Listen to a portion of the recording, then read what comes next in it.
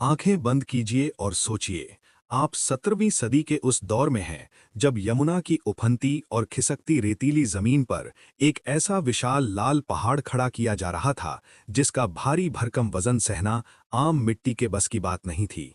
इस नामुमकिन काम को मुमकिन बनाने के लिए मुगल इंजीनियरों ने जमीन को बहुत गहराई तक खोदा और मजबूत लकड़ियों के विशाल राफ्ट ढांचों के ऊपर भारी पत्थरों की ऐसी इंटरलॉकिंग की कि वो रेत फौलाद बन गई।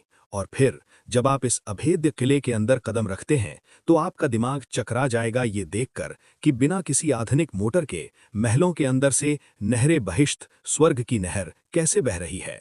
दरअसल किले के किनारे मौजूद शाही बुर्ज पर बैलों और गियर से चलने वाले एक विशाल रहट यानी पर्शियन व्हील के जरिए यमुना का पानी ऊपर खींचा जाता था, जो गुरुत्वाकर्षण के सहारे सीधे रंग महल और दीवाने खास के संगमरमरी फर्श के ठीक बीचों बीच से किसी जादुई नेचुरल एसी की तरह बहता था।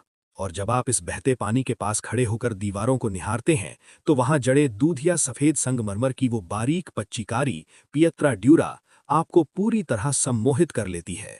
कारीगरों ने संगमरमर को छीलकर उसमें नीलम, पन्ना और अकीक जैसे बेशकीमती पत्थरों को ऐसे पिरोया था कि लगता है जैसे दीवारों पर उकेरे गए उन पत्थर के फूलों में अभी जान आ जाएगी और वे महक उठेंगे। ये सिर्फ एक किला नहीं, बल्कि जमीन पर उतारा गया एक जीता जागता तिलिस्म है।